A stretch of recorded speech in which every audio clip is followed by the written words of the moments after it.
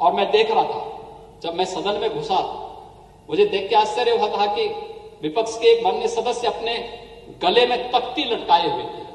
तो मुझे मेरठ की घटना याद आ गई जहां पे एक अपराधी अपने गले में तख्ती लटका करके घूम रहा था और कह रहा था जान बख्शो, और जान बख्शो की बात कर रहा था और जान बख्शो की बात कर रहा था। मुझे लगता है जनता इनको जब सबक सिखाएगी तो यही बताएगी, तब फिर इन लोगों को इसी प्रकार की तख्ती लेकर के घूमना पड़ेगा जनता से माफी मांगने के लिए। ये जनता के अदालत में ये लोग वहां पर जनता के सामने इनके सामने जवाब देते हुए नहीं बनेगा। और किन किन लोगों के लिए एक यानी आज तो सदन में खानों को बाहर करने की एक नई मुहिम चल पड़ी है। सपा एक खान के लिए, कांग्रेस दूसरे खान के लिए कि साहब इनको रिहाई करो, यानी कानून का उल्लंघन करेंगे, कानून को ठेंगा दिखाएंगे, उस प्रकार की गतिविधियों में लिप्त रहेंगे जो समाज विरोधी भी हो और कहीं ना कहीं सुरक्षा को चुनौती देती हो, और उस सबके बावजूद गले में तख्ती लटका करके उन खानों का समर्थन हो रहा हो, तो महोदय ये क्या संकेत करता है? मुझे देख के तो अफसोस होता है कि कांग्रेस के एक नेता तो एक ऐसे व्यक्ति की रिहाई की मांग कर रहे हैं जिसके लिए बाहर से भी थ्रेट आ रहे हैं, अगर छोड़ा नहीं गया तो ये कर लेंगे। हमने कहा ये नया उत्तर प्रदेश है, यहां मालूम है ना कुछ करने के पहले दूसरे लोग की यात्रा करनी पड़ती है।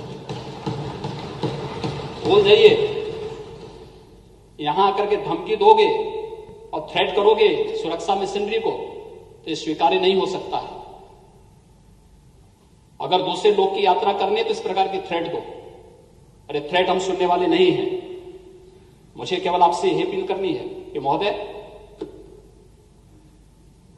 आपने बहुत महत्वपूर्ण निर्णय लिया कोरोना कालखंड में सदन को चलाने का, यह हमारी संवैधानिक बाध्यता थी। मैं सभी माननीय सदस्यों को हृदय से धन्यवाद भी दूंगा कि मैं जानता हूं इसमें से बहुत सारे माननीय सदस्यों के परिवार के लोग उनको सदन में नहीं भेजना चाहते थे। मुझे लगता है कोई बिरला ही होगा जिस खन्ना जी जैसे लोग होंगे जिनको कोई पूछने वाला नहीं होगा।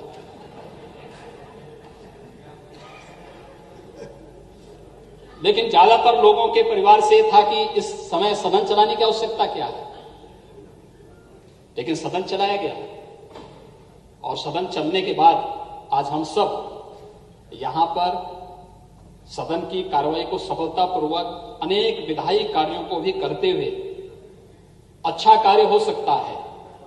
सदन इस बात को साबित करेगा।